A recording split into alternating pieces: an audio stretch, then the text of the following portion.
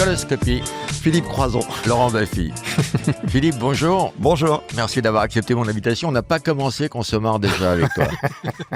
C'est vrai. On est tellement content de te recevoir. Un plaisir partagé. Pas hyper pratique parce que tu n'habites pas à Paris. Non, La Rochelle. Tu habites à La Rochelle. Ouais, la capitale. Belle qualité de vie quand même. Ouais, très agréable. La ville la plus ensoleillée de France. Si, sur la côte atlantique. Ah, sur la Ouais, côte voilà. atlantique. Fallait attendre la Alors, précision. Philippe, tu es né un 20 mars, comme Fabien Galtier, Spike Lee, Faustine Bollard, Daniel Gilbert et Michel Petrucciani. Parmi cette liste, quelle est la personne dont tu te sens le plus proche? Mince, tu peux me le redire? J'ai oublié le premier, là. Daniel Gilbert, Non. Fabien Galtier Ouais, Fabien Galtier, ouais. Ouais, j'aime bien, parce que j'adore le rugby et Michel Petrucciani. Ouais, parce qu'il est handicapé, parce qu'il est tout tordu de partout. Mais non, mais j'aime bien Galtier, parce que je suis un fan de rugby, donc voilà, je me reconnais plus là-dedans. Ah, t'aurais préféré que je dise... Non, tu dis ce que tu veux, c'est ton émission, c'est ton interview. Non, pas de... Attends, il y a un petit problème technique. C'est vrai? Ça va à l'image? Le fait qu'il n'ait pas de bras, ça gêne pas? Ok, c'est bon pour toi? Il n'y a pas de caméra en dessous, donc ça va. Je demande encore un message. Donc, tu es né le 20 mars 68 à Châtellerault. Ton père était brocanteur et ta mère ouvrière. Enfant, tu étais turbulent. Tu courais partout et tu touchais à tout. Mais la vie t'a bien calmé. On peut dire ça. Ouais, Ça m'a stoppé net, hein, mais d'un coup, quoi. Ouais. Comment t'étais enfant? Moi, j'ai les souvenirs qui me restent, hein, parce qu'après l'accident, le disque dur a été un peu effacé. Ah ouais? Mais les souvenirs qui me restent, c'est les souvenirs. Oh putain, ça commence dur, parce que je suis quelqu'un d'émotif, donc je vais parler de ma grand-mère. Et les souvenirs que j'ai de mon enfance, c'est les souvenirs avec ma grand-mère et de mon grand-père. Pour moi, ma grand-mère et mon grand-père, c'est un peu du Marcel Pagnol. Tu vois, mon grand-père, il avait un jardin, mais super droit, super carré, tu vois. Et il y avait la cave à champignons. Donc, on pourra rajouter des bras en post-prod ou pas? Oui? Ouais. Ok, donc tu peux lever les bras. Là. Non, c'est pour les... Je m'inquiète pour les gens. Et puis, mais comment tu peux repartir après ça? Putain, j'ai la tête qui tourne déjà à force de rire. Et merde, mon grand-père, c'est affreux. Et merde, mon grand-père, il y avait un jardin carré. Il avait un super grand la jardin séquence avec des carottes, des patates et des machins. C'est trop moignant. Voilà. Non. Mais on va y arriver. Hein. Oh là là. Et putain, et ma grand-mère lui demandait des légumes pour faire la soupe. Et il n'entendait rien. Mais par contre, il exposait ses légumes devant son jardin pour que les gens, quand ils allaient travailler, voyaient ses légumes passer. Tu vois, enfin, ils voyaient les gens et en passant, oh, il a des belles patates, il a des belles carottes, mais il voulait pas les cuire. Et donc, et ma grand-mère m'a élevé quand j'étais petit et même quand j'étais grand et aussi quand j'étais raccourci. Donc ma grand-mère a toujours été là pour moi. C'était l'amour de ma vie et Comment elle s'appelait? Gisèle. Et elle m'a offert son énergie. Si je suis là aujourd'hui, ça vient de toi? Ça vient d'elle, cette niaque que tu as dans la vie? Ah, mais complètement. Elle faisait quoi, Gisèle? Elle travaillait à l'époque à la manufacture d'armes de Châtellerault, à l'époque quand il y avait les Allemands et ainsi de suite. Donc, elle m'expliquait ces histoires de guerre où son frère était résistant, elle avait été arrêtée, ainsi de suite. Elle était rasée à la Libération ou pas? Non. Je pose la question. Non, c'est une question dégueulasse. Mais mais loin de là, au contraire. Et ma grand-mère a eu 8 enfants. Donc, voilà. Il y en a qui étaient blonds? Aux yeux bleus, ouais. Mais comment tu vas arriver à parler? Il y en a qui s'appellent Fritz, quoi. Ah non. Ça va, hein, maintenant. Ouais, ça suffit. Moment d'émotion. Ah putain, ils sont tous... Non, normal.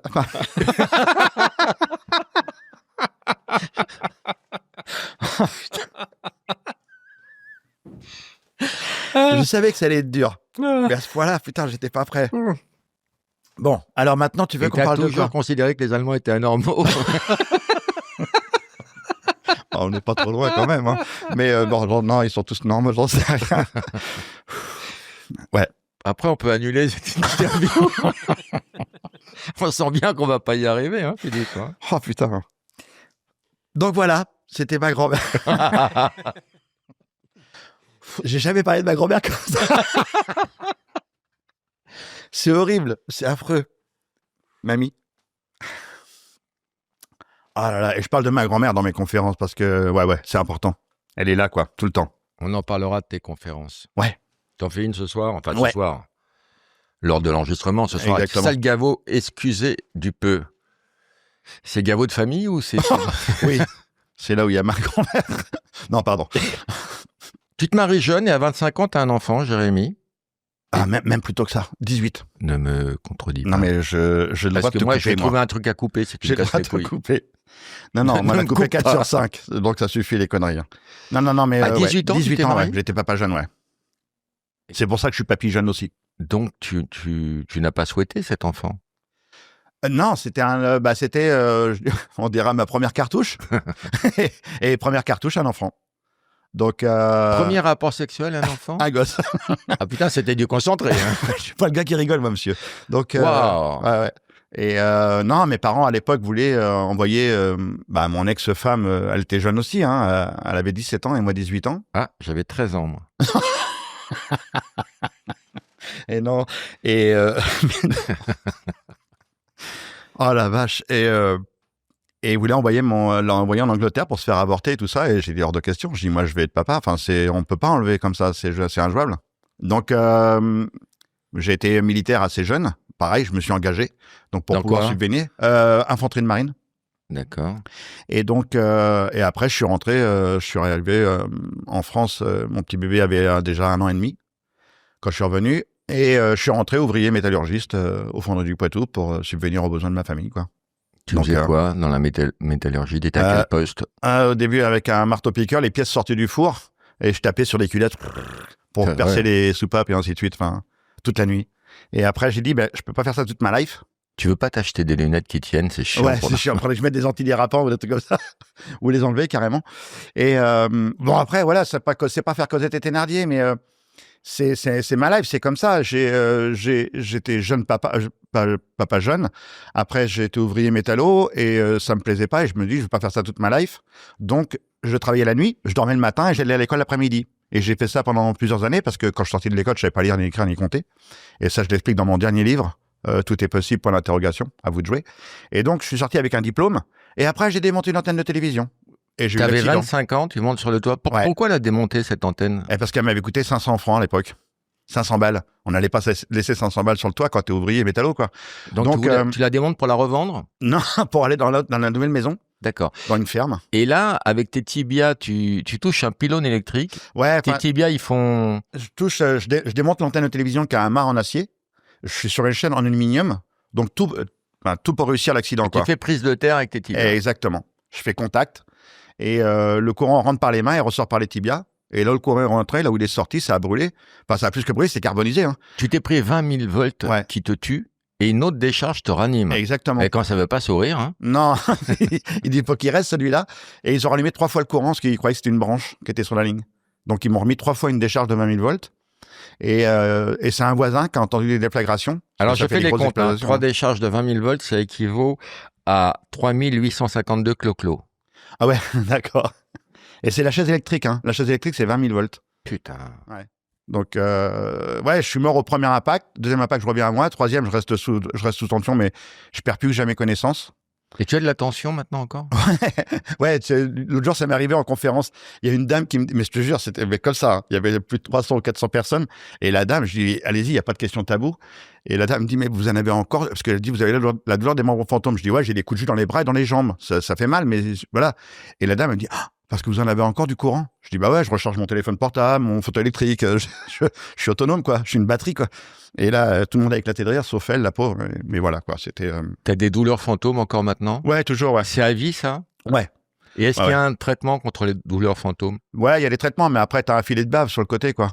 C'est des neuroleptiques, donc t'es plus étanche. Donc, je préfère avoir mal et ne pas rester mon cerveau actif, quoi. Donc, au début des amputations, t'as mal tous les jours. Après, t'as des crises 2-3 fois par semaine. Après, 2-3 fois par mois. Et maintenant, j'ai des grosses crises 5-6 fois dans l'année. Mais est-ce que tu t'écoutes pas un peu trop? Est-ce que t'en rajoutes pas un peu? C'est peut-être ça. Non, mais je Que prends t'es pas pas de un peu médicaments. douillet, c'est ma question. Ouais, non, je suis pas douillet, non. Non. J'ai l'impression que Cyrulnik a inventé le mot résilience pour Ouais. toi. Juste pour Ouais, toi. ouais, Boris Cyrulnik, on a fait des conférences ensemble et il a fait la préface de mon 3e livre qui s'appelle Plus fort la vie, où je traite de la résilience, justement. Et ouais, c'était une belle rencontre, Boris Cyrulnik. Et c'est Mais lui qui a inventé ce mot. Ouais. Est-ce que tu as conscience que l'exemple que tu es devenu pour l'humanité, quoi. C'est-à-dire que tu es passé d'un simple ouvrier métallurgiste à une figure du courage.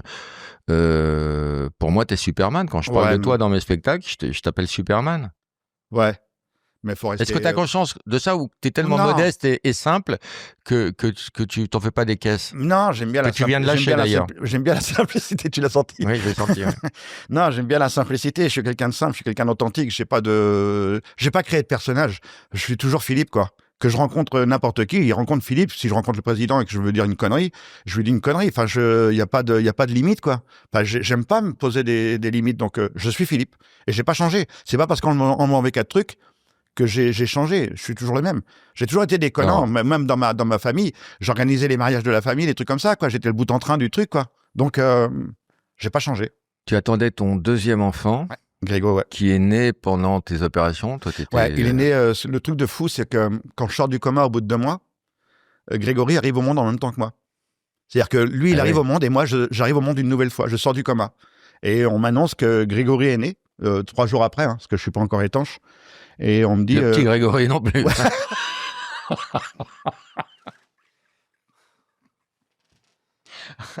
Je déteste faire des vannes sur le petit Grégory, c'est sorti tout seul. Oui, mais c'est bien, il faut, mais c'est exactement ça.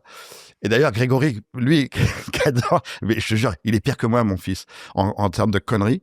Son bateau, il a acheté un canoë kayak parce qu'il habite au bord de Loire. C'est plus grand que ça, non? Ouais. Rassure-moi. Et son bateau, il a... bouée, là. Oh, putain, et son bateau, il l'a appelé le petit Grégory. Donc voilà, c'est dans la tribu, hein, on est comme ça.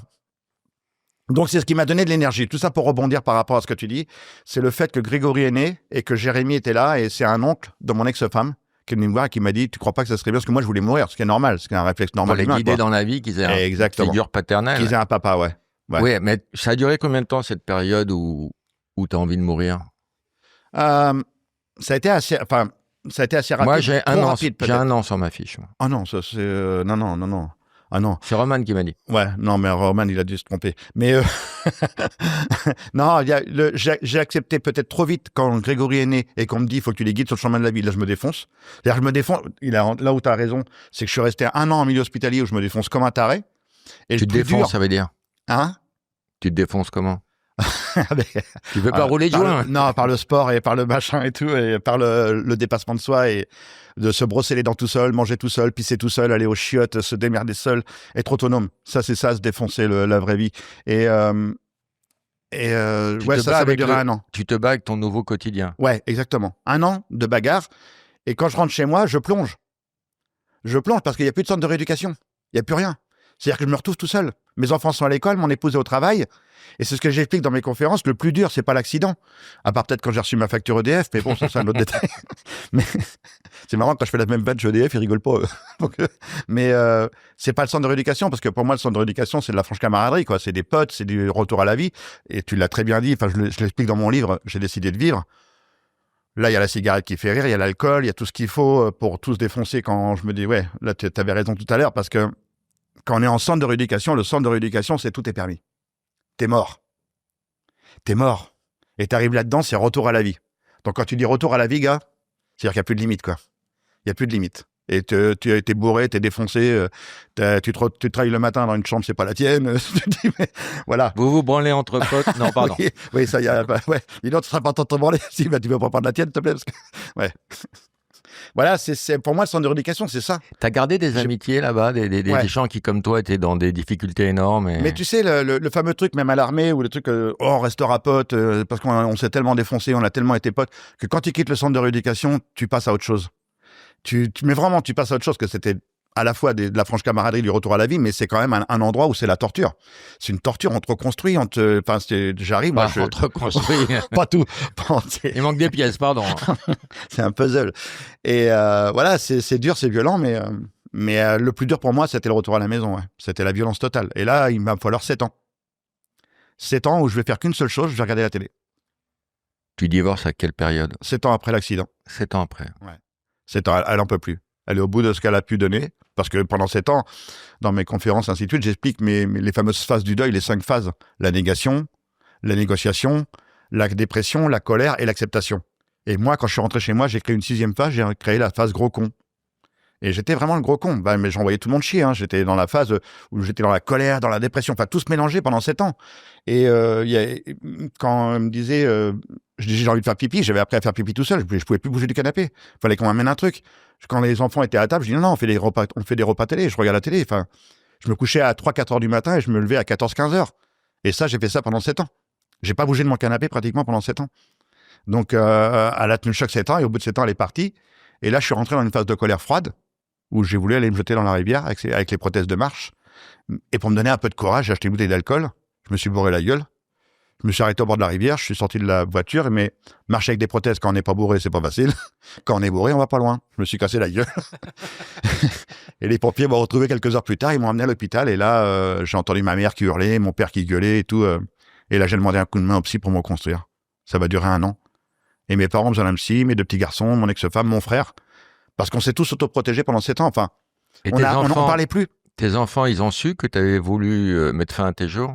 Ouais, parce que c'est Jérémy qui m'a trouvé les 2 fois, ouais. Et il t'a engueulé? Ouais, bah carrément, ouais. Faut lire le témoignage de Jérémy dans le dernier livre. Dans le premier, j'ai décidé de lire parce que une fois que j'avais fini d'écrire mon histoire, je l'avais écrit comme ça parce que j'avais reçu une reconnaissance vocale pour Noël. Et je dis, ouais, je vais faire quoi avec ça? Et puis je dis, tiens, je vais écrire mon histoire pour mes 2 garçons. Mais sans imaginer que j'allais faire un livre. Je vais écrire mon histoire. Et une fois que j'avais fini, je dis, oh, faut que je retrouve le médecin urgentiste. Faut que je retrouve le pilote d'hélicoptère. Faut que je retrouve la personne qui m'a amputé. Et je les ai recherchés. Et je leur ai donné la parole dans mon livre. Et le dernier témoignage, c'est Jérémy. Ah putain, qu'est-ce que je prends dans la gueule. Jérémy, je pense qu'il a dit, papa, j'ai carte blanche. Je dis, ouais, il s'est lâché. Hein. Il s'est libéré. Il a dit quoi? Bah, il a dit qu'il était très en colère. Très en colère parce que j'étais... Oh putain. Waouh, c'est trop dur là. J'ai été méchant. J'étais très méchant et... Attends. Pour nous... Non, Philippe, je te dis, ouais. Si tu chiales, pour nous, c'est vachement bon. Non, je sais. Non, mais je sais. nous, ça nous fait des vues, tu vois, s'il y a de l'émotion. Ouais. Parce que quand je dis que j'étais... parce Et qu'on nous, ça connaît nous le atteint personnage. pas. Romain et moi, on n'a pas de cœur. Non. Ah non, C'est horrible.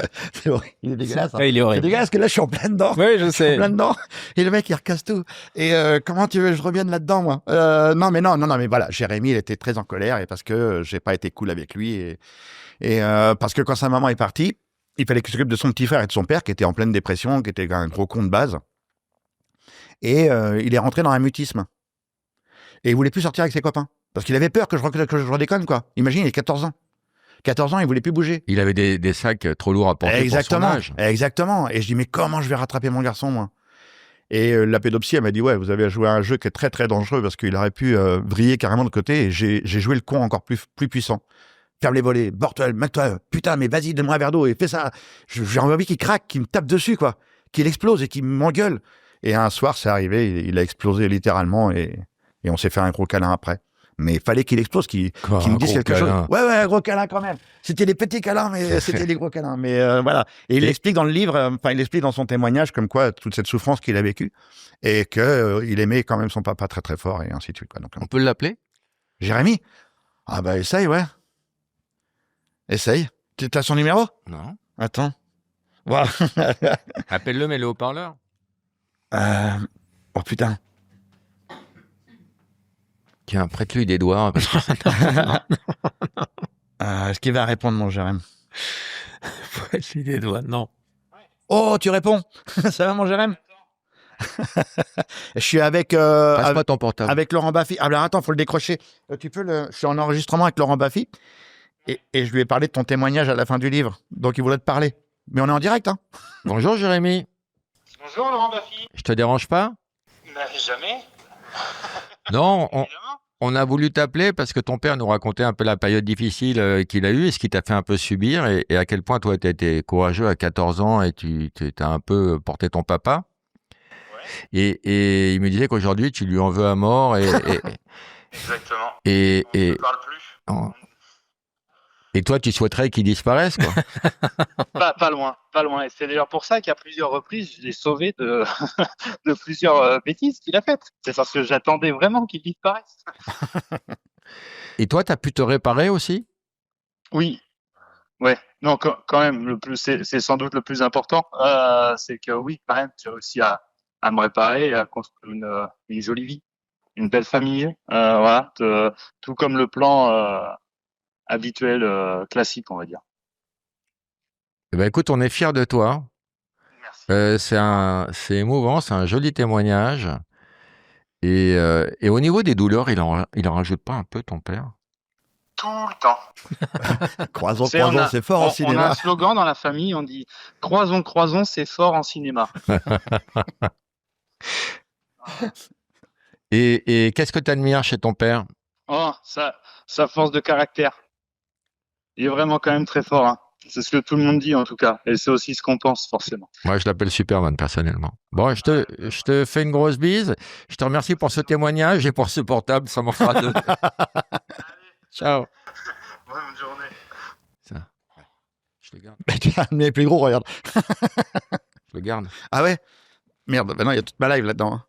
Donc tu vois, mon Jérém, bah, puis après il y a eu Grégory et il a fallu qu'il s'occupe un petit peu de tout le monde.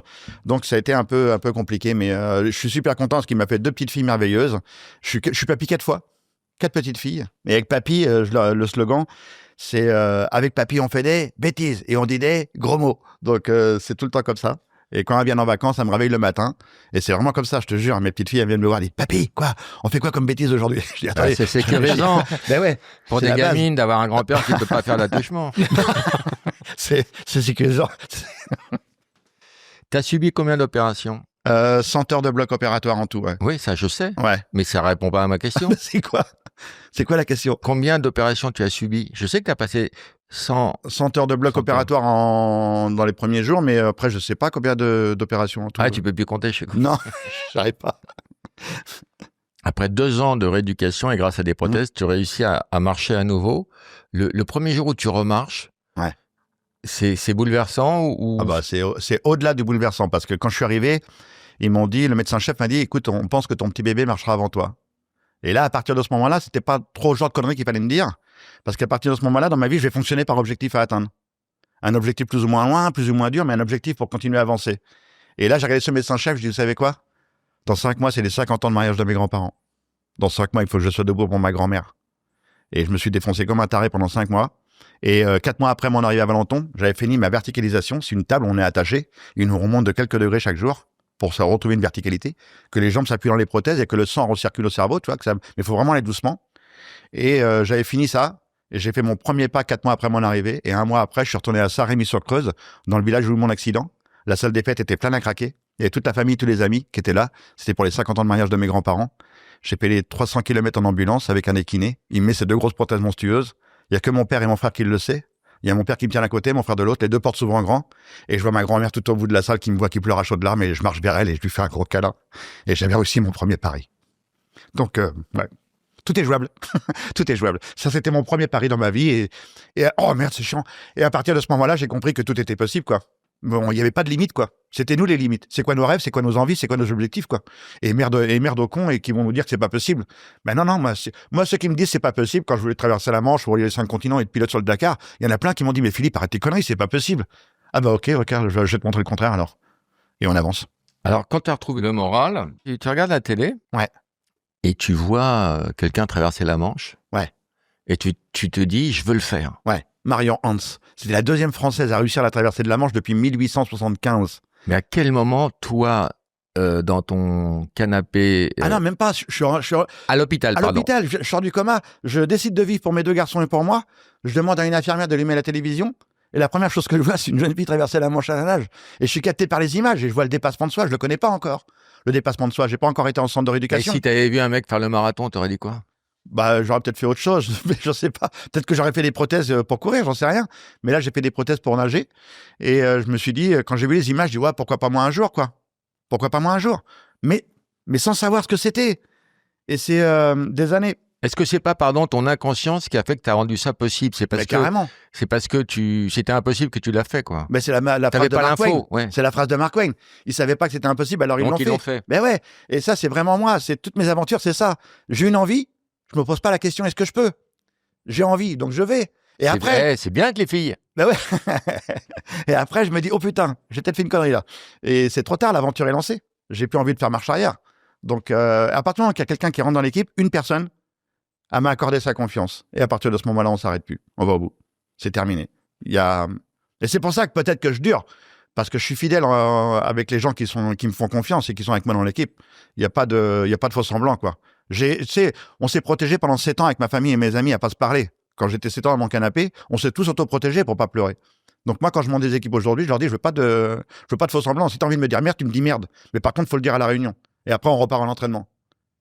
Mais ne viens pas me faire chier pendant l'entraînement. J'aime pas quand tu me fais les gros yeux. Non. Mais parce que c'est comme ça que ça marche. Moi, j'aime bien que ça soit droit, je quoi. suis sensible et là, j'ai cru, je l'ai pris pour moi, en fait. Bah oui. Ouais, t'as vu, mais bon. Et quand tu retrouves le moral, bon, bah, tu décides, tu divorces et tout, tu décides d'essayer de refaire ta vie. Ouais. Là, tu es sur les réseaux, mythiques, tout ça. Ouais. Et c'est pas évident. Non. C'est pas évident. Et tu échanges avec des femmes, mais tu ne parles pas de ton handicap. Ça va pas au bout. Ça va jamais au bout parce que pendant 10 mois, plus de 10 mois, je me ramasse que les râteaux parce que d'abord, je veux séduire. Je veux convaincre du personnage que je suis. Donc, on discute pendant 3 semaines, 3-4 semaines. Et au bout de 3-4 semaines, c'est la dame qui me dit, si on se rencontrait? Je dis, oh la merde, il y a un truc que je t'ai pas dit. Pas un petit détail, du moins 4, pas grand chose. Je suis une personne handicapée, ça t'embête pas, hein. Et là, c'est fini. Blackout total, c'est terminé, je suis viré, même pas de réponse ni rien. Et un jour, je vois passer la fiche de Susanna. Il n'y a pas de photo, il n'y a rien. Je dis, je vais quand même un petit message, on sait jamais, sur un malentendu. Ça faisait quand même 3 ans que j'étais tout seul, j'avais la dalle. Donc je me suis dit, et j'ai envoyé un premier message. Et pardon de te couper. Ouais. J'aime bien cette Je t'en phrase. prie, mais on me le dit souvent. Est-ce que tu pouvais, pendant 3, j'arrive pas à Ouais. formuler ma question. Tu m'aides, Roman? Ouais, c'est compliqué, ouais. Ouais. On sait très bien à quoi tu penses, mais ça va être très Ouais. très compliqué à dire. Est-ce que tu arrivais à te donner du plaisir? Moi, je changeais souvent de polochon. C'est ça le problème, quand même. Mon traversin ne durait pas longtemps. Mais tu y arrivais? Bah oui, bien sûr. D'accord. Ah non, mais il y a toujours un moyen. Moi, il est assez long, donc ça va. Ils m'ont pas mis trop court. Donc, tu es avec Susanna Ouais. et là, tu lui dis, il y a un petit souci. Ouais, je lui annonce tout de suite, dans le premier message que je lui envoie. Mais tu te branlais combien de fois par Ça dépend si c'est le printemps ou l'hiver, c'est pas pareil. Ah oui, c'est vrai. Il y a des saisons, hein, Ah, il y a là-dessus. des saisons. Donc, il y a le brame. Mais t'es horrible. Mais c'est pas possible. Mais C'est ça que tu aimes chez moi. comment on peut arriver à tenir un truc? On en était où, là, déjà? Tu te branlais. Non. Non, tu parlais d'un truc très beau, de ta rencontre avec Merci. Susanna. Merci. Et, Voilà. Le premier message que je fais, Voilà, c'est mieux. je lui ai annoncé mon premier handicap, je lui ai dit que j'avais les cheveux dans le vent et que le vent était trop fort, je les ai pas retrouvés. Et elle t'as m'a dit, répondu, je vais te les ramener. voilà, si le vent souffle vers moi, je te les ramène. Et ça fait 30 ans qu'on est ensemble, 20 ans qu'on est ensemble. Bah, raconte la progression des aveux. Des Donc, aveux, il y a plus après. de cheveux et après. Alors, la première truc qu'elle m'a fait, et que c'était assez drôle, on en rigole encore parce que, bon, comme je te l'avais dit, ça faisait 3 ans que j'étais tout seul avec mes 2 garçons. À te branler, fini tes phrases. J'étais 3 ans tout seul à remplir les chiottes. Donc, pardon. C'est dommage c'est parce que horrible. tu casses l'émotion. Putain. Tu salis tout en fait. Je vais boire un coup, je peux pas. Je te renverse ma main dans ta gueule. Hein. Je te préviens. Hein. Pas boire et Tu renverses une goutte, je te claque moi. Hein. J'ai la tête qui tourne. Putain, puis en plus, faut que je fasse tout à l'heure, là. T'es pas cool, hein. Mais non, ça te détend. Tu vas faire Ouais. une conférence extraordinaire. Ça va être merveilleux. Ouais, la première fois que Susanna vient à la maison. T'as pas bu. C'est pas grave. La première fois. Bois un coup, Boulette. Ouais, putain. Non, mais si tu rigoles à chaque fois que tu mets ton verre, je peux pas. c'est compliqué. Non, je peux pas. Non, laisse tomber, c'est mort. Allez. Ah, la vache. Et Elle est là. Ah, putain. Bonjour, Linda. Pourquoi tu l'appelles la vache?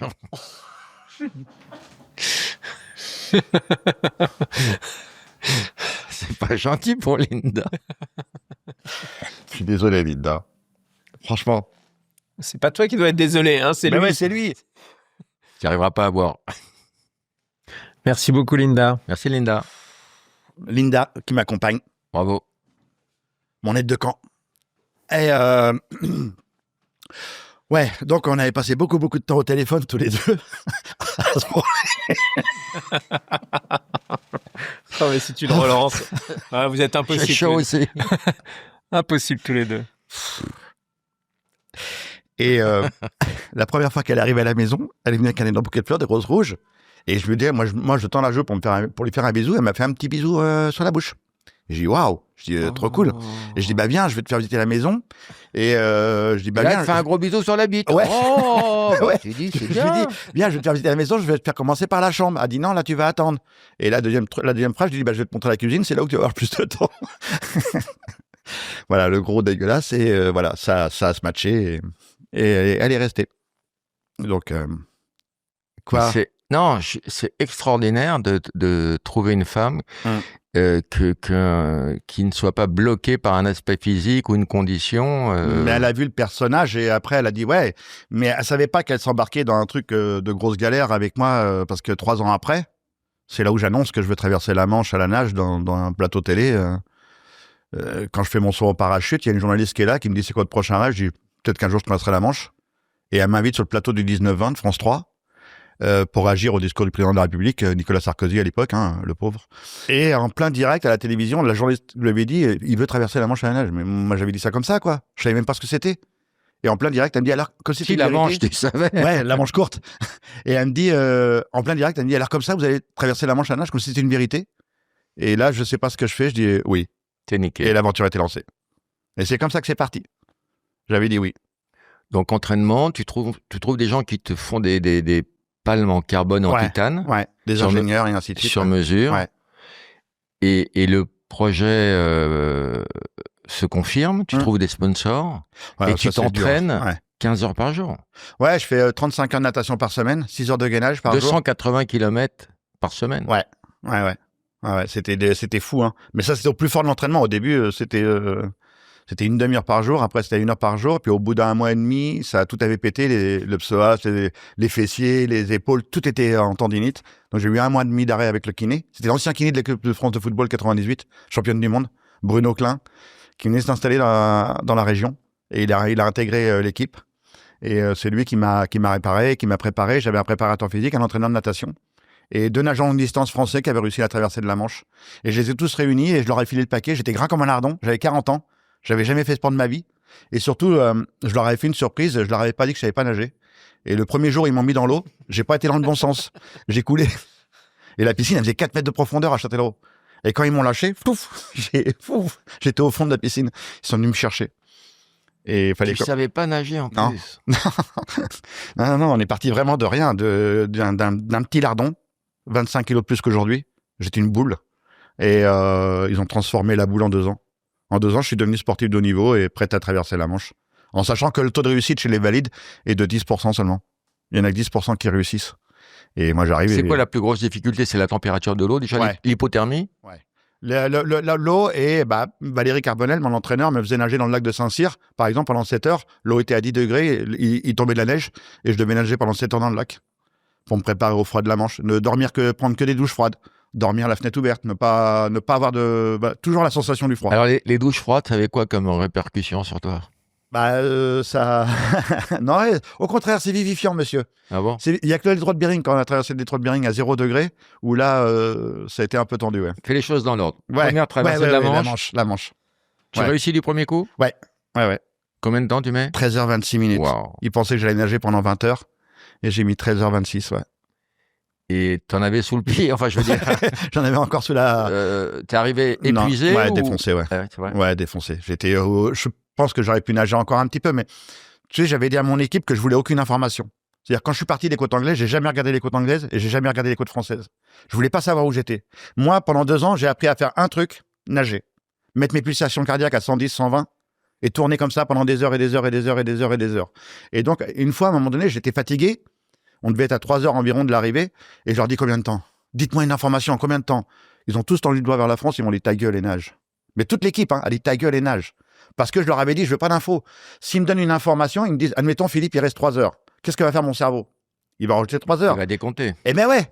Et si j'arrive à 3 heures et qu'il me reste encore 1 heure, le cerveau, il va dire non, stop. On m'a dit 3 heures, mec. Donc tu t'arrêtes de me faire chier. Parce qu'en vérité, ton corps, il hurle à la mort. Il dit arrête. Et ton cerveau, il dit non, continue. Et ton corps dit non, je veux plus. C'est un conflit entre toi et toi, quoi. Tu gerbes, t'es en décompensation totale, tu dégueules, t'es au bout de ta life, mais faut t'aller au bout, quoi. Et il y avait une équipe médicale qui te suivait? Ouais, il y avait un médecin urgentiste avec tout le matériel, il y avait un bateau, même il y avait l'hélicoptère de secours qui était prêt à décoller s'il y avait le moindre Tu te rends problème. compte de ton bilan carbone? Ouais, mais là, c'est pas moi qui l'ai demandé.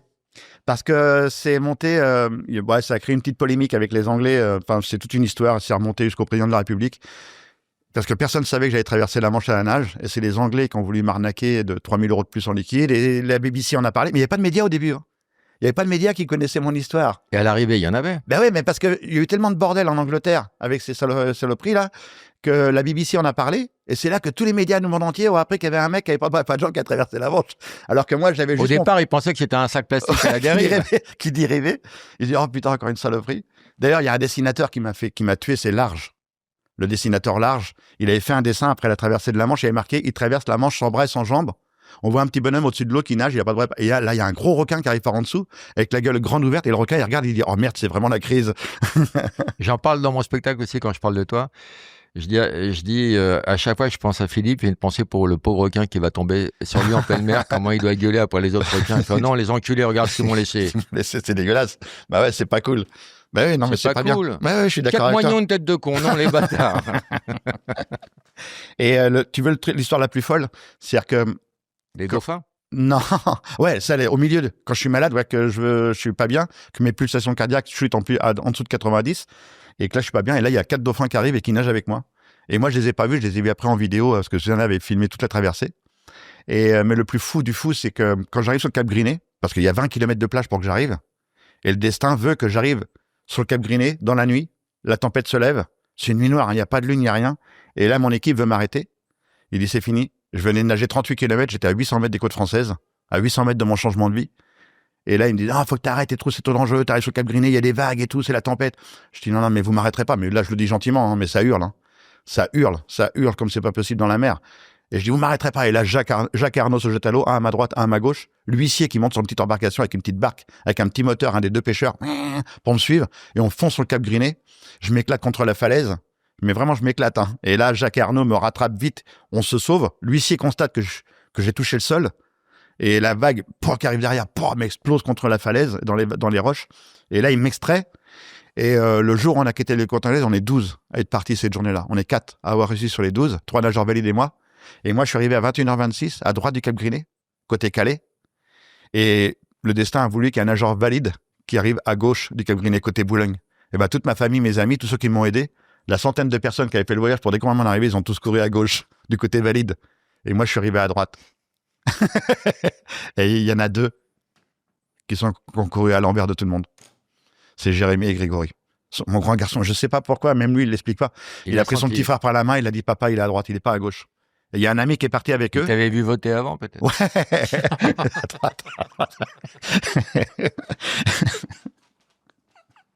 Ouais. Et quand Jacques et Arnaud m'éloignent dans la nuit, j'entends « Papa, t'es le plus fort du monde !» Et là, je hurle à la mort comme j'ai jamais hurlé de ma vie. Je pense que j'ai poussé le cri de ma naissance, le même cri. J'ai hurlé, mais comme c'est pas possible. Moi aussi, je vous aime, mes garçons. Et je les voyais pas. Hein. Mais c'est toi que je préfère, Grégory.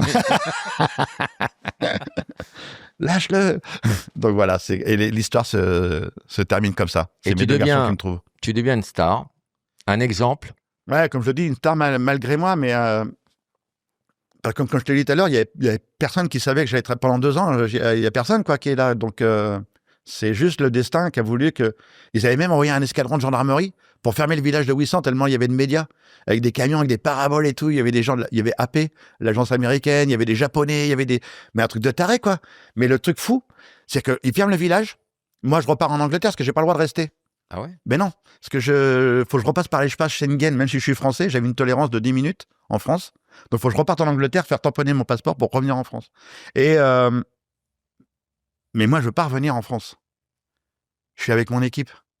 Et je me réveille le matin au petit-déj, toute l'équipe est là, le médecin, l'huissier, je dis, moi les gars, je peux pas partir, moi. Tu risquais quoi si tu y retournais pas? J'en sais rien, honnêtement, j'en sais strictement rien. Et je dis, mais je peux pas partir. Et là, toute l'équipe, le médecin, il dit, ouais, putain, moi j'ai les rendez-vous et tout. Je dis, non, il dit, je reste. Et le surlendemain, je dis, je peux toujours pas partir. Et là, on a été en boîte et tout, on a fait la fête. Et les médias gueulaient, qu'est-ce qu'il fout? Pourquoi il vient pas? Je dis, mais moi, j'ai rien demandé à personne, moi. Je suis avec mon équipe. Et je suis arrivé en France 3 jours après la traversée de la Manche. Donc, et là, ils avaient attendu et là, je suis parti dans un truc de fou, une tempête, comme tu sais ce que c'est. Enfin, quand tu pars dans une tempête médiatique de taré et que tu contrôles plus rien. Je sais pas traverser la Manche Ouais, mais à la nage, sans bras et je sans m'attendais jambes. pas à ça, quoi. Je m'attendais pas à un tel raz-de-marée et j'étais débordé, j'étais dépassé. Et le téléphone sonnait tout le temps et à un moment donné, j'ai Toi, tu éteint mon pouvais pas téléphone. décrocher, c'est Non. horrible. Donc, j'ai arrêté tout et je dis non, je peux pas. Donc, voilà. Donc, c'est là où tu as pris conscience que ta vie changeait radicalement. Mais tu sais, pendant les 2 ans d'entraînement où c'était dur, où c'était violent, je disais à Susanna, si on réussit cette aventure-là, je sais pas pourquoi, je le sens au fond de moi, il va se passer quelque chose. On changera notre vie. On arrêtera de vivre sous le seuil de pauvreté parce que c'est encore le cas aujourd'hui. Hein. Les personnes en mobilité réduite, les personnes capables autrement, comme j'aime à le dire, parce que j'ai horreur du terme de situation de handicap. C'est pas moi qui suis en situation de handicap, c'est ma société. Si ma société est adaptée, je suis bien en situation de handicap. Hein. Je suis un citoyen comme tout le monde. Donc, et en France, au niveau accessibilité, on est la lanterne rouge de l'Europe. Ouais, on s'est amélioré. Moi, j'ai eu mon accident il y a 30 ans, donc je vois, on peut pas mettre tout en noir. Mais non, c'est vrai que pour vous, vous avez des toilettes de 40 mètres carrés. Ouais, mais là, vous pourriez y loger. Tu vois. Mais sinon, dans les théâtres, les trottoirs, les trucs, c'est pas... ouais, à Paris, ici, c'est quand même compliqué, ouais. C'est quand même une ville très, très compliquée, Paris. T'as d'autres villes qui sont bien accessibles. Bon, Marseille, non, j'en parle pas parce que c'est juste la catastrophe absolue, hein, Marseille. Hein. Donc, Puis c'est la topographie qui est pas évidente aussi là-bas. ouais, et puis ils s'en battent honnêtement, ils s'en battent les steaks. Toi, j'ai créé une application qui s'appelle VIP, Very Important Parking. Toutes les municipalités m'ont donné les accès aux places de parking pour que je les référence. Marseille. Ils veulent qu'un seul truc avec toi, c'est pêcher au vif. Ouais, voilà, ouais, la pêche au vif. Donc voilà, c'est bizarre quoi comme réaction de dire non, on n'a pas fait de recensement, mais toutes les villes de France c'est obligatoire. Pourquoi vous l'avez pas fait? Voilà, c'est un peu bizarre, mais bon. Et après, tu décides d'enchaîner les exploits. Ouais, parce que j'ai peur de m'arrêter. Après la traversée de la Manche, quand ils me lavent, ils enlèvent toute la graisse, les machins, tout ça, ils me posent sur le lit, Susanna part dans la douche, et là je pleure. Je pleure, je rigole, je passe par la joie et la tristesse. Mais qu'arrête pas, c'est un yo-yo en permanence. Les nerfs qui lâchent. Ouais, les nerfs qui lâchent. Et pourquoi je suis heureuse qu'on a réussi? Et je suis triste parce que c'est fini. Je vais me séparer de mon équipe. Et je risque de retourner dans mon canapé. Et je dis, mais non, c'est pas possible, quoi. Et c'est là qu'avavec Arnaud Chasserie, je regarde la map monde et je dis, on va relier les 5 continents à la nage. C'est possible. Ah, t'as eu l'idée d'un seul coup de relier les 5 continents. Ouais, pratiquement dans le mois qui suit, on a dit avec Arnaud. À travers des détroits où à chaque fois il y a 17 km, 13 km, 15 km. Exactement. D'abord la Papouasie-Nouvelle-Guinée. Raconte. Oh bah là, la Papouasie, c'est un truc de fou. Enfin, faut regarder le documentaire sur mon site philippecroison.com.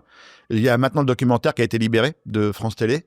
110 minutes de pur bonheur, nager au-delà des frontières, à regarder avec les enfants, mais vraiment à regarder avec les gosses. Et quand on est en Papouasie-Nouvelle-Guinée, on vit avec les papous pendant 3 semaines dans un petit village, le village de Wutung. Et le jour où on se jette à l'eau, il y a un papou qui se jette à l'eau avec nous. Sauf que le problème, c'est que le papou, il sait pas nager. Et je dis, mais le mec, il va se noyer, quoi. Et tu verrais les images, le mec, il se débat et tout. Et là, il met des palmes, un vieux masque, il plonge. Il regarde Arnaud comment il nage. Il remonte à la surface, il tire les bras, il replonge. Il tire les jambes. Et au bout d'une demi-heure, il se met au même rythme que nous. Et au bout d'une heure, il était toujours là. 2 heures, toujours là. 3 heures, il commençait à être cuit. On lui a donné le produit énergétique. Et quand on arrivait en Indonésie, 7h35 minutes plus tard, il y avait un nageur valide, un handicapé et un papou. C'était juste dingue. Juste dingue. L'aventure commençait comme ça, quoi. Et après, on a traversé Gibraltar, Europe-Afrique, la mer Rouge, où là, les Israéliens nous envoient des bâtiments de guerre parce qu'on s'est trop rapproché de leurs eaux territoriales, mais on était encore dans les eaux territoriales égyptiennes, mais eux, ils se considéraient en action de guerre. Ils te considéraient comme une menace? Ouais. Mais vrai, en plus, hein, mais sérieux. Je te jure, la nana, gilet pare-balles, casque lourd, tu le vois dans la vidéo, et elle arme la mitrailleuse. Et elle dit, barrez-vous de là. Vous êtes dans les eaux territoriales, j'allais dire russes, parce que ça aussi, ça a merdé avec eux. Et on s'est déporté, mais on pouvait pas aller trop loin vers le sud, parce que l'Arabie Saoudite avait dit, si on arrive sur leur plage, ils nous mettent en prison. Donc, il fallait arriver en Jordanie. Mais la Jordanie, il y a que 10 km de plage seulement. Et avec le courant, c'était compliqué de gérer le bordel. Et on est arrivé juste à la frontière saoudienne, juste en Jordanie, mais pile à la frontière, à la limite. Et après, on a traversé donc le plus dur des plus durs, le détroit de Bering, entre l'Alaska et la Sibérie. Et là, les Russes ne voulaient pas de nous non plus. Et on a traversé dans le brouillard. Avec les Inuits. L'eau à 0 degré. À 0 degré. Ouais, là, j'ai tiré un peu trop sur la corde parce que j'étais en hypothermie sévère à la fin. Quand il me remonte à bord, j'ai un œil qui se barre sur le côté, je réponds mal aux questions. Le médecin urgentiste, il me dit, tu t'appelles comment? Je dis, je m'appelle Napoléon, j'attaque les Russes. Il m'a dit, attends, c'est trop tôt. Et là, ils font sur la petite Diomède, qui est une île américaine. Il y a quelques Inuits qui vivent là. Et ils me mettent dans une baignoire d'eau froide, très très froide. Et le médecin urgentiste remonte la température tout doucement pour me ramener à la vie. Et là, l'hélicoptère arrive et ainsi de suite. Et le médecin, il y avait Arnaud qui était au téléphone satellite sur France Info et toute l'équipe. Ouais, on a réussi et tout. Et moi, dans la baignoire, j'étais pas frais. Mais tu te branlais ou pas? Non, pas encore. Là, j'avais pas trop le temps. Et bah, d'ailleurs, il n'y a plus rien à 0 degré. Hein. D'ailleurs, on a fait les feux de camp et tout, mais ça, c'est une autre histoire. Et le médecin a fermé la porte. Il dit, attends, je reviens. Et il fallait une pièce pour ouvrir la porte et personne n'avait 2 pièces. Et là, j'ai glissé dans la baignoire. Et j'étais en train de me noyer dans une baignoire après avoir relié les 5 continents à nage. C'est quand même con. Donc, ils ont défoncé la porte. C'est pour ça que je suis encore avec toi aujourd'hui. Donc, mais ouais, le destin est fou. Le destin est fou. Je suis comme les chats, toi, comme le dessin qui est là-bas, le chat. Mais j'ai oublié de compter. J'ai plein de vies. Tout à l'heure, Jérémy, il l'a dit, j'ai sauvé plusieurs fois papa parce que je raconte pas tout, mais vu que je suis quelqu'un d'un peu imprudent et je raconte l'anecdote. T'es pas assez con pour monter sur un toit pour démonter enlever une antenne avec une ligne de 20 000 volts derrière, par exemple. Rassure-moi. Non, je suis pas comme ça. Non. Je suis plutôt le mec qui dit, tiens, il y a une bâche à bulles. J'ai pas de bras et pas de jambes, je vais nager sous la bâche à bulles, à la piscine. Et bah, quand tu remontes, ça fait ventouse. Et Jérémy, dans sa chambre, il voit la bâche qui fait ch'toum, ch'toum, ch'toum. Il dit, oh putain, papa. Et il court, et il saute, et il vient me chercher sous la bâche à bulles. Donc, je suis un peu con sur les bords. Tu relis les 5 continents. Ouais. Après, tu fais le Paris-Dakar. Ouais. Je dis dans l'ordre, là? Ouais, c'est bon. C'est bon, ouais.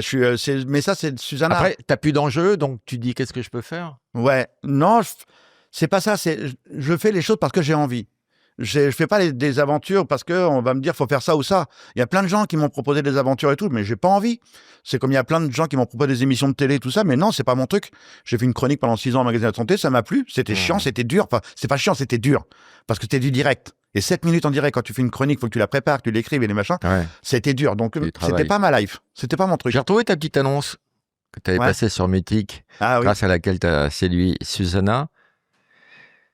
Homme, la trentaine, membre de rien, cherche femme détestant les hugs et les promenades en forêt. Il y avait quand même des indices, non? Il y avait quelques petits trucs. Et qui n'a pas les mains baladeuses. Sans Susanna, t'aurais rien pu faire? Ouais, non, c'est sûr et certain, ouais. Non, mais c'est sûr. C'était quoi son poste? C'est la guerrière. C'est la vraie warrior. Faut vraiment lire son livre, Ma vie pour deux. Dans l'ombre du héros, une femme. Bon, déjà, je prends cher dans le bouquin parce qu'elle avait besoin d'un exutoire. Ouais, elle aussi. Et surtout d'un outil de résilience, et ça a été l'écriture. D'ailleurs, son livre a sauvé notre couple, honnêtement, pour être honnête. Honnêtement, pour être honnête, c'est bien cette phrase. Et elle m'a dit, est-ce que j'ai carte blanche? Je dis, ouais, t'as carte blanche. Et quand j'ai lu le bouquin, je dis, ah ouais, quand même. Et par amour, elle m'a dit, si tu veux, j'enlève des trucs. C'était quoi les trucs les plus touchés? Bah, c'était... La branlette? La branlette au-dessus des... Non, surtout dans la baignoire, mais non, c'est parce que j'avais un objectif, et tu sais, le sportif de haut niveau, il est un peu autocentré, hein. Il est un peu autocentré et il faut que tout roule. Moi, chez moi, c'est le moindre boulon, quoi. C'est pas oublier le maillot de bain. Si on a oublié un boulon pour serrer la prothèse, je pétais un câble. C'est-à-dire que j'étais au lac de Saint-Cyr, il y avait une demi-heure de route, fallait qu'elle reparte rechercher un boulon ou chercher la clé de douce, tu vois. Et là, je devenais dingue. Et c'était pas de sa faute. Mais j'étais tellement dans mon défi, tellement dans mon truc que j'ai pas fait attention à elle. Tu gueulais beaucoup. Et ouais, honnêtement, ouais. Mais honnêtement, ouais, parce que j'ai pas fait attention à elle et sa santé, tu sais, c'est la fameuse aider aidant. Et l'aimante et l'aidante. Et il y avait l'aimante qui était là, et la bascule s'est faite tranquillement pendant ces 2 ans d'entraînement. Et l'aimante a disparu et l'aidante avait pris le dessus. Et elle a oublié sa santé, elle a pris des kilos, et j'ai pas fait gaffe à elle. Et quand elle a écrit, après les 5 continents, elle m'a dit, je sais plus qui je suis. Elle s'est fait opérer d'un fibrome d'1,5 kg. Donc un beau fibrome, tu vois, c'est dans le bide, hein. Et elle m'a dit, je sais plus qui je suis. Je t'aime, mais je me suis perdu dans nos aventures. Il faut que je parte. Je suis, oh putain, ça y est, ça recommence. Et elle a pris des chaussures, des bâtons, et elle est partie. 2 heures après, elle était sur Mythique, l'enculé. Alors ça, tu sais que ça, je te fais la vanne maintenant, parce que je l'ai fait à la Saint-Valentin.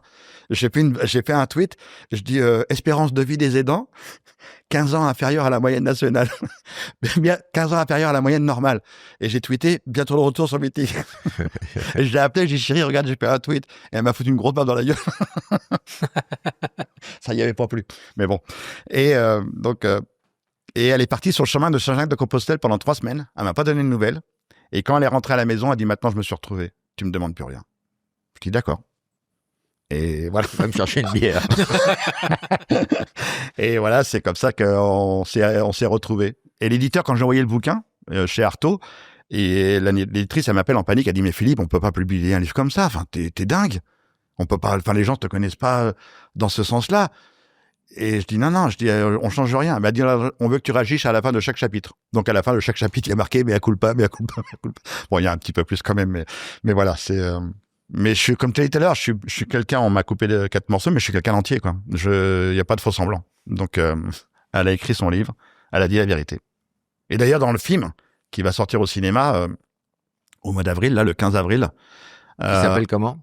Pour le meilleur. Pour le meilleur.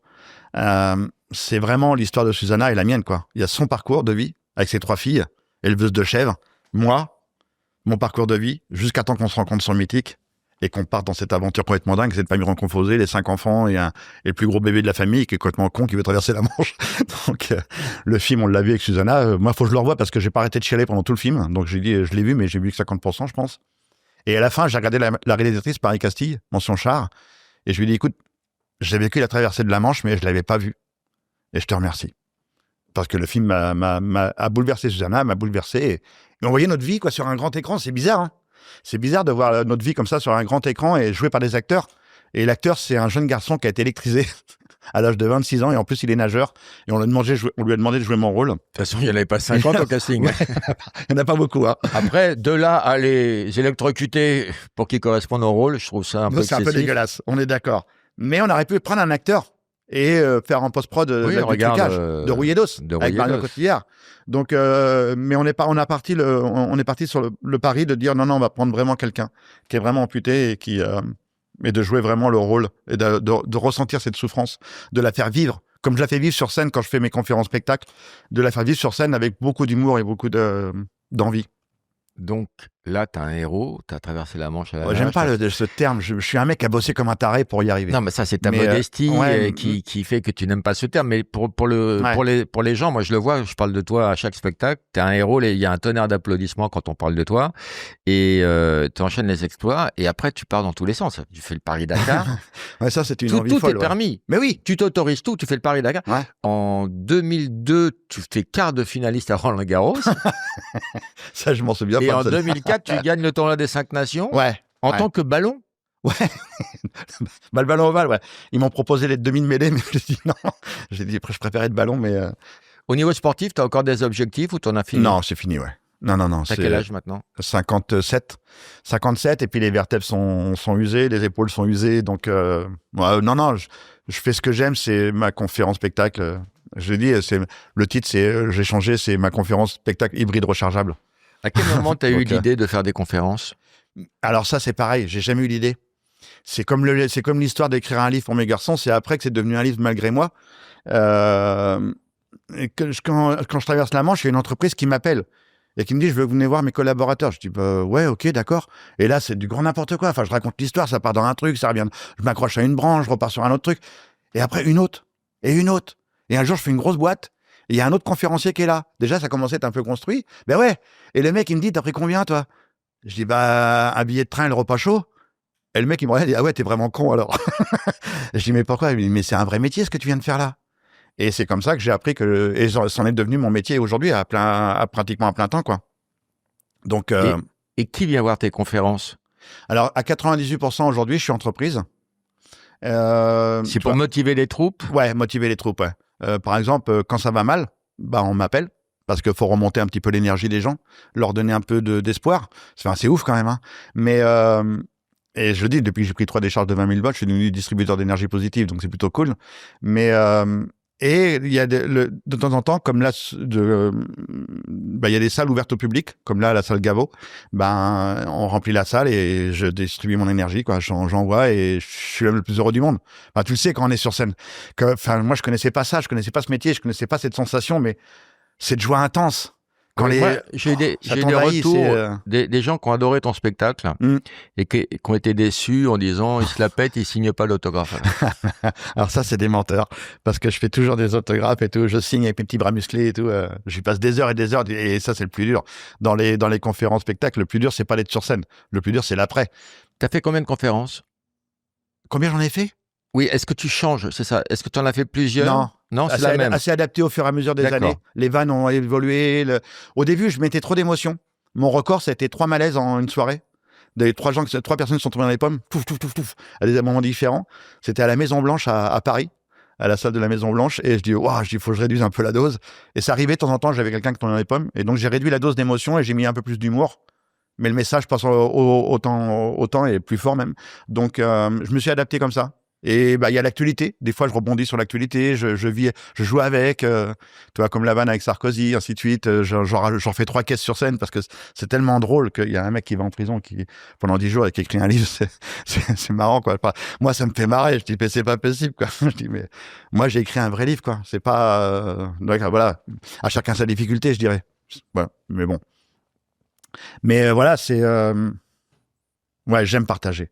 J'aime être sur scène et partager. Donc là, il y a le film qui sort en 2026 et mon souhait le plus cher, c'est en 2027 transformer ma conférence spectacle en vrai one man, en vrai one man show.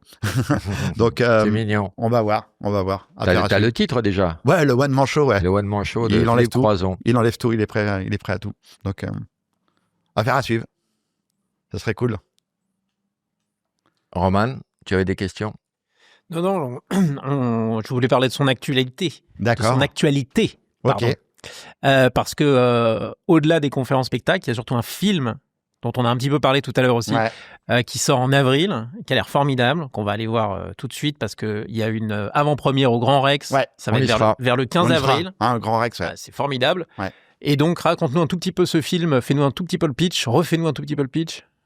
Alors, je l'ai un peu fait tout à l'heure ensemble, mais c'est vraiment ça, c'est l'histoire de Susanna et moi, quoi. Au début, Marie Castille, elle avait écrit l'histoire de la traversée de la Manche. Elle était vraiment partie là-dessus. Et elle était partie là-dessus parce qu'elle avait vu le journal télévisé de France 2 avec Elon Musk, l'histoire de partir dans l'espace et ainsi de suite. Et elle m'appelle, elle dit, ouais, je veux faire un film sur vous. Et elle lit les 2 premiers livres, J'ai décidé de vivre et la traversée de la Manche. Elle écrit le scénario, elle me l'envoie, je dis, waouh. Je dis là, il manque quelqu'un là. Je dis là, je pense qu'il faut que tu viennes dormir à la maison. Et elle est venue dormir à la maison plusieurs jours, mais vraiment. Tu l'as baisé? non, pas Marie Castille. Non. Et t'as branlé? Non plus. Mais c'est affreux. C'est horrible. Pourquoi t'as pas branlé? Et elle a lu le livre de Susanna. Elle a lu... On va pas réussir à finir une phrase. Non, elle a lu le livre de Susanna et elle a juste savoir, réponds. De quoi? Pourquoi? Pourquoi quoi? Pourquoi t'as pas branlé? Mais parce que Marie Castille, non, c'est pas possible. Mais puis même, merde, arrête. Il y a ma Susanna. Mais s'il n'y a pas eu Susanna? Mais il y a Susanna. Il n'y a pas de s'il n'y a pas. C'est comme quand on me demande la question, vous auriez été comment si vous n'avez pas eu votre accident? Bah, il n'y a pas de réponse. J'en sais rien, ce que je serais devenu. J'aurais peut-être encore brillé, mais... Ça serait plus facile. J'aurais pas eu d'accident de tête, j'en sais rien, mais bon. Il a une maladie avec ça ou Oui, c'est. on est d'accord. On peut dire que c'est une il y a un maladie. problème. Je pense qu'il faut qu'il y ait. C'est gentil. Ça vient de l'enfance ou l'histoire de la branlette? Je sais pas. Tu sais pas? Bon, mais je pense qu'il faut consulter. Hein. J'entends pas. Parle plus fort. Ben oui. Donc bon, le mieux pour mieux comprendre. Moi, ce que j'ai envie de dire, c'est qu'il faut venir voir ce film avec les enfants. Ok. Des petites Voilà. questions. Oui. Est-ce que tu sais enfin dire bonjour en portugais? Non, parce que ma Susanna, elle est portugaise. Si, bon dia. Bon dia. Oui, mais elle t'avait dit quoi avant, Susanna? Elle est blagueuse aussi. Ouais. Oh là là là là. Mais comment t'as su ça, toi? Et comment t'as sucé, toi? Ah ouais, non, ouais. Que came tudo. Mais non. Ah ouais, c'était avec sa tante, je te jure. Et puis moi, tout content, on va au grand magasin, à la grande surface, et je vois les gens, je dis, hey, que came tudo. Que came tudo. Et j'arrive à la caisse, que came tudo. C'est la même femme. Ah. Et après, et je voyais sa tante qui se barrait dans les rayons pour pas rester à côté de moi. Et moi, que came tudo. J'étais tellement content d'arriver au Portugal. Et après, ils m'ont appris. Et moi, dans mon fauteuil roulant, quoi. Tu pensais dire... L'handicapé de base, je pensais dire oui, bonjour à tout le monde. Et je disais à tout le monde, je me suis chié dessus. Donc, c'était juste horrible. C'était juste affreux. Et je comprenais pas pourquoi les gens ils me faisaient la gueule. Donc, mais bon. Ils ont dit, mais c'est quoi cet handicapé qui dit à tout le monde qu'il s'est chié dessus? Ils disaient, mais il est franc. Ouais, c'est ça. Il est le honnête. mec, il est honnête. Le rayon couché là-bas. Mais ouais, c'est Susanna, quoi, c'est ça. Et après, t'as appris à dire en portugais, Voulez-vous m'essuyer? Il se où les chiottes. Non, bah ouais, le sopalin surtout. Belle anecdote, non? Ouais, très belle anecdote. Je sais pas où tu l'as trouvée celle-là, mais. Qui tu préfères, Olivia, Elisa, Nora? Oh, c'est affreux. Et alors, il y a la petite dernière, Oui. Zoé. Donc, Non, Zoéra, tout le monde. mais ça terminera. Non, les 3, les 4. Les 4. Bon, pour l'instant, les 3, parce qu'elle a seulement, elle est petite encore, le bébé. Et moi, j'aime bien les petits à partir de 200. Cette phrase, retirée du contexte, elle est très malsaine. C'est affreux. Mais non, parce que là, Dis-le face caméra. mais non, là, ça commence à s'éveiller, ça pose plein de questions, et c'est papy par-ci, Et papy c'est par-là. tactile. Mais non. Et arrête. Et non, voilà. Donc, ouais. T'es mignon quand tu dis arrête. Mes 4 petites filles sont mignonnes. Donc, et elles aiment leur papy comme c'est pas possible, et leur mamina. Mais je te jure, ils se battent pour venir en vacances, quoi. Ils adorent venir à la maison. Et quand tu dis à tes petites filles que tu t'es chié dessus, Non, ça, je leur dis pas. Elles le savent même pas, cette anecdote. Elles étaient même pas nées encore. Donc, c'est parce que tu as peur de devenir un légume que tu n'en manges pas? oui, c'est vrai, je mange pas beaucoup de légumes. Ouais, non. Ouais, c'est bon, après, je sais pas trop, non. Non, je sais pas. Mais c'était une vanne. Bah, il y a la vanne, les légumes, qu'est-ce qui n'est pas dégiste dans la soupe quand c'est dans le mixeur, c'est le fauteuil qui passe pas ou un truc comme ça, ouais. Elle te déguisait en quoi, ta maman, quand tu étais petit? Mais c'est pas possible. Non, mais sérieux, vous allez chercher vos infos, là. Bon, alors j'étais déguisé en fille et je chantais Cupid, quel ami. Et je faisais toutes les fêtes de mariage comme ça, déguisé en fille et tout. Mais ça, alors toi, je te remercie parce que tout à l'heure j'ai parlé de ma grand-mère et il y a 2 personnages qui m'ont élevé, c'est ma grand-mère et ma mère. Et ma grand-mère m'a élevé dans le sérieux. Souviens-toi de tes racines, mais avec beaucoup d'amour, mais très dur, ma grand-mère, mais avec énormément d'amour. Et ma mère m'a toujours élevé dans la connerie. Elle m'a toujours fait faire des conneries. Chaque fois qu'il y a des mariages et tout ça, et même encore aujourd'hui, ma mère, quand il y a un mariage, tu vois, elle a 80 balais, elle se déguise en vache, tu vois. Et elle fait la vache, quelle pute cette vache. Enfin, faut imaginer le truc, quoi, tu vois. Et il y a ces petits-fils derrière qui est près de la mamie. Mais tu te dis, mais c'est quoi? C'est la famille Franchouillard, quoi. Et voilà, et ça s'appelle le personnage que je suis devenu aujourd'hui, très sérieux dans mes aventures, mais dès qu'il y a une connerie à faire, je suis pas très loin, quoi. Je fonce, tête baissée. Elle te déguisait en fille? Ouais, mais oui. Ouais. Vas-y, tu veux aller où, là? T'as une idée? Non, pas du tout. Pourquoi en fille? Mais j'en sais rien, parce qu'il y avait cette histoire-là à l'époque, cette chanson, Cupi, je mettais des perruques et tout. Enfin, il y avait des gros déguisements, quoi. Parce qu'il fallait faire des conneries. Et aujourd'hui, elle te déguise en quoi? En Philippe. Mais je Moi, on m'a dit en qu'une fille. fois, elle vas-y. t'avait déguisé en pignata, c'est vrai? Non. Et accroché à un fil et il me tapait dessus pour... Non. Elle t'avait mis des bonbons dans le cul et t'avais déguisé en pignata. Voilà. Je savais qu'on allait y arriver. Hein, c'est bien obligatoire, on sûr. est d'accord. Quand je t'ai appelé hier, Ouais. tu mangeais des M&M's. Ouais, c'est vrai, j'adore ça. Et tu connais le dicton? Ouais, mais je mange que les bleus. Pas de bras, pas de Parce que chocolat. le handicap, c'est bleu. Ah, mes lunettes, attends. Ah. Oh putain. C'est pas possible. Non, mais c'est pas possible. Laisse tomber, fais-le rouler. Non. Non, tu vas y arriver. Ah non. On mettra au montage que ton exploit. Bah, Non, t'as traversé 5 continents la nage, t'as pas un tu petit peux pas choper un T'as M&M's? pas un petit bonhomme en verre qui le tient et qui l'amène jusqu'à la bouche, là, puis on coupe. Oh putain, Oh là là, en il plus, lance est handicapé, mal. il s'est même pas Il lance lancé. mal. Tiens, C'est mort, un Un verre. Allez, c'est fini.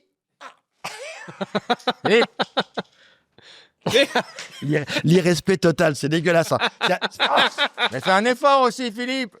C'est dégueulasse. Tu peux y arriver. C'est dégueulasse d'abuser d'handicapés. Arrête, après ils vont pas les manger, ils sont tombés par terre. Mais si on va les manger, on ne gâche pas. Tiens, donne-lui des M&M's. Regarde. Tiens, un bleu, Philippe, un bleu. Ah, ouais. Tiens. T'as une queue bleue? Tiens, bien. Ah, ok, bon. C'est bon? Ouais. Ça suffit? Tu surveilles ton poids? Il faudrait... Ouais. Ah, ça fait rire Ça fait rire, ton Linda. assistante. Ouais.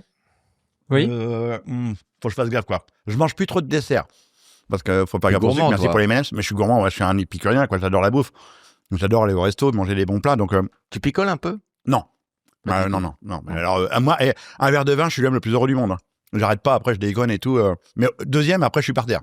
Donc, j'y arrive plus, non. Je me bourrais la gueule quand j'étais au centre de rééducation et je fumais les cigarettes qui me faisaient rire, mais après j'ai arrêté et aujourd'hui, non. Et j'ai même arrêté de fumer avec Susanna, parce que quand je l'avais rencontrée sur le Mythique, j'avais marqué non-fumeur. Et la première fois qu'elle me rencontre, elle dit, mais tu sens la cigarette? Je dis, ouais, c'est un petit truc. Enfin, voilà. Elle dit, bah, c'est la cigarette ou c'est moi. Je dis, bon, bah, c'est toi. Et je fumais pratiquement un paquet et demi par jour. Et j'ai touché à la poubelle du jour au lendemain. Je dis, c'est toi. Bon, t'as compris, je suis un peu têtu, mais... Et donc, j'ai arrêté de fumer comme ça. Par amour. Un jour, t'envoies un texto à Elon Musk. Bah, c'est C'est vanne. comme une bouteille à la mer que Ouais, t'as jetée. mais ouais, c'est une vanne. À la base, je fais un tweet en disant à mes followers, je dis, tiens, si j'atteins 50 000 followers avant telle date, j'envoie un tweet à Elon Musk pour qu'il m'envoie dans l'espace. C'est une vanne.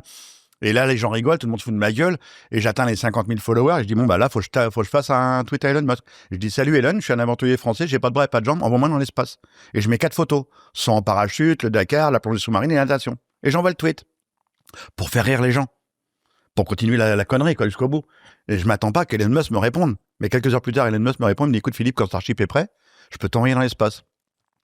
Et là, je dis, écoute Elon, si c'est vraiment toi, écris-moi un message privé. Et là, il m'écrit un message privé, c'est vraiment moi et tout, ton tweet m'a interpellé, ça m'a fait rire et tout. Et c'est ce que je t'ai dit tout à l'heure, que je rencontre Elon ou n'importe qui, je suis toujours Philippe. Donc je lui raconte des conneries. Je lui raconte des vannes sur ses fusées, des machins, et à la fois je suis sérieux. Ton fils est transsexuel. C'est ça. Et XP095 est pareil, et pas mieux. Et parce qu'il a un enfant qui s'appelle comme ça. Hein. Et après, quelques mois plus tard, il me dit, bah écoute, je t'invite avec Susanna à Cap Canaveral, faut que tu vois Jared Isaacman qui va décoller, tu viens à l'assistant, tu viens au décollage, tu viens avec moi et tout. Et je me retrouve pendant 12 jours à Cap Canaveral à visiter le bordel. Et en repartant, il me dit, quand Starship est prêt, je pourrais t'envoyer dans l'espace. Et après, le temps a passé depuis, et le personnage, voilà, a un peu vrillé, et je suis plus dans la même mouvance, quoi. Donc aujourd'hui, non. Aujourd'hui, non. C'est pas ma tasse de thé. Mais vraiment pas. Le mec n'est pas ta tasse de thé, mais ton espoir d'aller dans l'espace est toujours là. Bah, j'ai refait un tweet il y a pas longtemps justement à Jeff Bezos en disant, tiens, il y a Elon Cavrier. Est-ce que toi, tu voudrais pas m'envoyer dans l'espace? Bon, bah lui, il a pas répondu par contre. Mais voilà, toujours dans la connerie. On sait jamais. Une connerie, ça peut apporter quelque chose. Hein. Peut-être il va répondre dans un colis Amazon, peut-être, on sait pas. Il va glisser un mot. Je vais voir un Commande. camion Amazon arriver et dire, tiens, bonjour. On va faire une interview la dernière fois. Ok. La dernière fois que tu as fait un bras d'honneur. Il y a 30 ans. Mais des fois, j'en fais souvent, mais les gens savent pas quel message je le délivre. Ils le voient pas. Donc, ça peut être là, quand je te fais ça, ça peut être un pouce, hein, ou un index. Dernière fois que tu as pris tes jambes à ton cou. Il y a pas si longtemps que ça. Hein. Ils sont dans la valise. Ils sont juste de là, mes jambes là. Ils sont dans la valise qui est derrière la caméra là, parce que quand je monte sur scène, je suis debout. D'accord. Donc, mes jambes voyagent à côté. Je suis le manquite.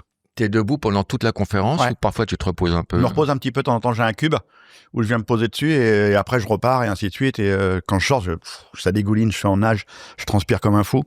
Donc, mais Et tu mets que tes jambes parce que tu as des prothèses de bras aussi. Ouais, j'ai abandonné ça. C'est sert à juste rien. pour te. Ouais, ça me casse les.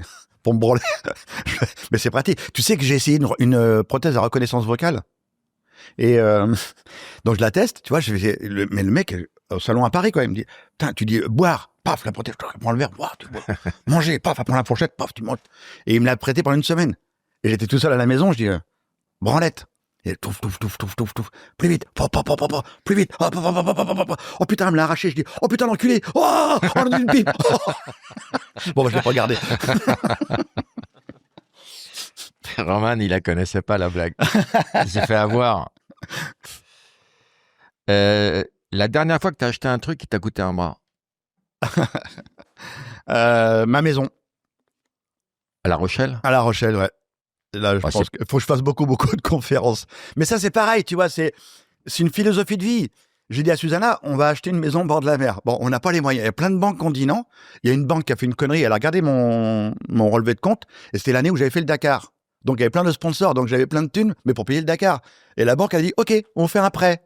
Et j'ai fait un prêt. Je dis chérie, peut-être qu'on va la garder qu'un an, cette maison. Mais on aura vécu un an au bord de la mer. Après, on la revend et on ira en campagne, on ira ailleurs. Mais on aura vécu un an au bord de la mer. Bon, ça fait 5 ans. Donc, ça veut dire que je fais beaucoup de conférences, je travaille énormément, mais voilà, j'ose les choses. C'est pas grave si on se casse la gueule. On revend la baraque et on ira ailleurs, mais on aura vécu un moment délicieux pendant quelques temps, quoi. Ça se trouve, tu vas la payer les doigts dans le nez. Oui, bah, peut-être, ouais, j'espère. Mais le banquier, il a eu peur après quand il m'a rappelé. Un an après, il me dit, Monsieur Croison, il y a un problème de chute de fond, là. La dernière fois que quelqu'un t'a tenu la jambe au téléphone. Laurent Baffy. Hier. Oh, j'étais bref. Non, ouais. J'étais bref. L'endroit dans le monde où tu ne remettras jamais les pieds. Bah, partout. Non, mais il n'y a pas un endroit où tu as dit... Bah, partout. Je mets les pneus si tu veux à la rigueur, mais les pieds, non. Non, il n'y a pas de... Non, tout va bien. Par exemple, des pays avec lesquels tu as eu des problèmes ou la Russie. Ah, bah, la Russie, ils m'ont pas bien. Ouais, ils voulaient pas de moi. Bah, on n'a pas touché la côte russe à cause de ça, ouais. Parce qu'ils voulaient nous mettre en prison et tout. Donc, on s'est arrêté à 500 mètres avant la côte russe. Et on était dans le brouillard et tout pour pas qu'ils nous voient. Et là, on s'est vite rebarré aux États-Unis. On était un petit peu clandestin en Russie. Et ce qui est assez marrant, quand on a traversé le détroit de Bering, on a remonté le temps. C'est-à-dire, je suis parti le jeudi. Je suis parti le jeudi et je suis arrivé le mercredi en Russie. J'ai remonté parce que il y a le réseau 024. D'un côté, c'est 24, de l'autre côté, c'est 0. Et donc, je suis parti des États-Unis le jeudi, je suis arrivé le mercredi en Russie et je suis reparti pour arriver le jeudi. Ça, bon, voilà. Tu te rends compte de tout ce que tu as vécu? Ouais. Est-ce que tu en arrives à remercier le ciel d'avoir vécu cette épreuve? Ou si c'était à refaire, tu voudrais ne jamais avoir eu cet accident? Non. Je termine toujours ma conférence comme ça. En disant, parce que très souvent, on me pose cette question que tu viens de me poser, on me dit, si on te redonne tes bras et tes jambes, est-ce que tu retournes à ta vie d'avant? Est-ce que tu aimerais faire une marche arrière? Je dis non, parce que j'aime ma vie d'aujourd'hui, elle est chouette. Parce que j'en ai fait quelque chose. Et je kiffe mes bras, mais je kiffe ma life, quoi. Elle est vraiment chouette. J'arrête jamais. Enfin, c'est un truc de fou. J'espère que ça s'arrête pas. Mais après, je suis pas un super-héros. Parce que de temps en temps, je chiale, je pleure, j'ai des coups de mou comme tout le monde. Bien sûr, j'ai des coups de déprime. J'ai compris, j'ai des couilles molles. T'as sûrement pas dire ça. Non, j'allais pas dire ça, alors. T'as dit quoi? Et, hein? J'ai compris, j'ai les couilles molles. Non. T'as dit quoi? J'ai des coups de mou. Ah! Des coups de mou. Avant les tu préfères, je voulais savoir au quotidien quel est le geste que tu ne peux pas faire à cause de ton handicap qui te manque le plus. Je pense que la souffrance je parle de souffrance, hein. C'est mes petites filles. J'étais sûr que tu allais répondre. Ah bah c'était sûr. Mais leur tenir la main, courir avec elles. Mais on a d'autres jeux. Voilà. Quand t'es en face de lui. Bah ouais, mais quand t'es en face de lui, tu dis une phrase comme ça, on a d'autres jeux, c'est mort. Tout de suite, imaginons le truc dégueulasse qui va arriver. Non. Procès d'intention, ce sera versé au dossier. Oui, mais non, j'ai un gros fauteuil tout terrain et on fait les folles avec elle. Enfin, je vais dans les dunes et tout. Les folles, ta mère te redéguise en femme. Mais non, et l'autre jour, je te jure, on s'est renversé avec le fauteuil. On a fait un tonneau. Et il y a le plus grand dit, papy, ça passera pas. Je dis, mais si, ça passe. Et là, le fauteuil, il se renverse. Et t'as la petite qui dit, on fait quoi maintenant? Je dis, on appelle les secours. C'est juste ça, quoi. Et après, ils appellent leur père. Tu dois être facile à élitroyer, toi. Ouais. Bah, j'ai fait un truc d'élitroyage, une connerie avec les gendarmes. Je tournais des sketchs, je faisais le service après-vente de la gendarmerie. On termine avec le tu préfères. Ouais. Tu préfères, tu connais le principe. C'est la peste ou le choléra. Tu préfères que tes 4 membres repoussent ou être impuissant à vie? Ah, que mes 4 membres repoussent. Ah bah ouais, carrément. Bah non, mais c'est l'instrument. Mais oui, t'es tellement branlé, t'es dans... Non. Ah non, je veux pas être impuissant à vie, hein. Ah bah si, là mais c'est... non, je garde, je reste comme je suis bien. T'as vu? Ouais, ça va. T'as vu le moment de panique, Roman? Ouais. Bah ouais, tu sais que pendant plusieurs mois, il y avait plus rien, c'était morne pleine. Et au centre de rééducation, quand Muriel, mon ex-femme, vivait dans la chambre d'hôpital avec moi, un matin, au réveil, le truc était au garde à vous et j'appelle Muriel, mon ex-femme, je dis, chérie, il y a quelqu'un qui veut te dire bonjour. Et c'était la joie absolue, quoi. C'était le retour à la vie. C'était toutes les infirmières ont défilé. Ça, c'est pas dit dans le livre. Tu préfères mourir bouffé, dévoré par des requins ou par des fourmis rouges? Oh, les requins. Ah ouais. Bah, c'est dans la mer. Et puis après, voilà. T'en as vu quand t'as nagé? Non, pas de requins. On a eu pas mal de choses, mais pas de requins. Tu préfères avoir chez toi des toilettes à la turque ou juste un pot de chambre? Là, tiens, juste un pot de chambre, là, j'ai pas trop le choix, là. Donc, non, j'ai un toilette japonais. Ah oui. Ben oui, on est plus propre à la sortie qu'à l'entrée. Mais donc, ça coûte un bras. Ben oui, toujours. Enfin, ça s'est un peu démocratisé. Ouais. Pour Noël, tu préfères qu'on t'offre une tronçonneuse ou une Kalachnikov? Une tronçonneuse. Mais je sais pas pourquoi. Voilà, je sais pas quoi je vais dire. Je sais même pas pourquoi j'ai écrit ça. Ouais, je sais pas non plus. Mais... Tu préfères être membre du gouvernement ou de l'Académie française? L'Académie française. Qu'est-ce que tu apporterais là-bas? Rien. Mon énergie, peut-être. Tu raccourcirais les mots? Ouais, peut-être. Ouais. J'amputerais 2-3 trucs. Non, honnêtement. Enfin, tous les partis m'ont contacté pour être. Ah oui. Mais non. Tu as bien raison. Tu préfères faire le pèlerinage Saint-Jacques de Compostelle dans le sac à dos d'un petit vieux ou faire le Paris-Dakar dans le coffre de la bagnole? Paris-Dakar dans le coffre de la bagnole. Parce que c'est moins longtemps. Ah ouais, puis j'ai envie d'y retourner surtout. Enfin, dans le coffre de la bagnole, qu'est-ce que tu vas Je voir? serais secoué. Ça va rien voir. Quitte à être secoué. Toi qui aimes le chocolat, tu préfères savoir ouvrir une tablette de chocolat Ouais. ou jouer au Rubik's Cube? Ça va ouvrir une table de chocolat.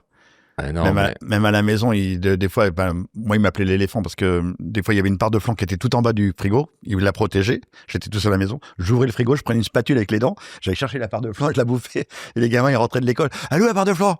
Je sais pas. Il est capable de tout. Tu préfères manger à vie à chaque repas des cuisses de grenouille ou des pieds de cochon?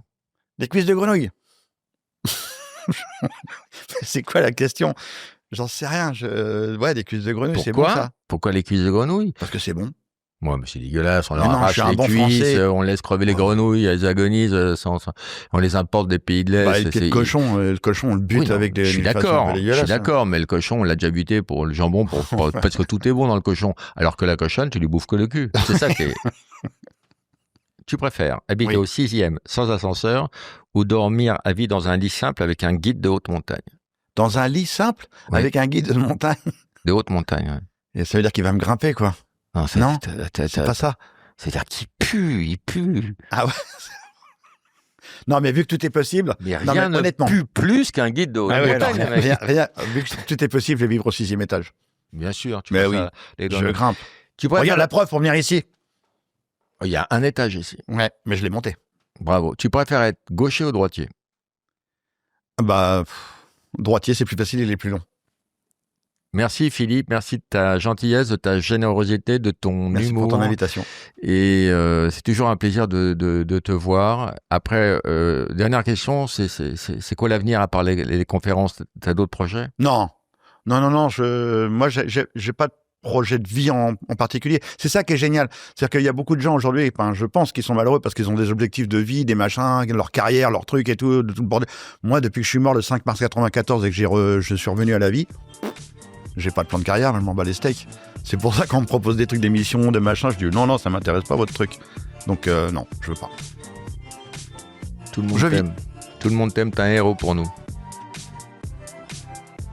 Allez, t'as pas le Merci pour l'invite. Merci. À bientôt.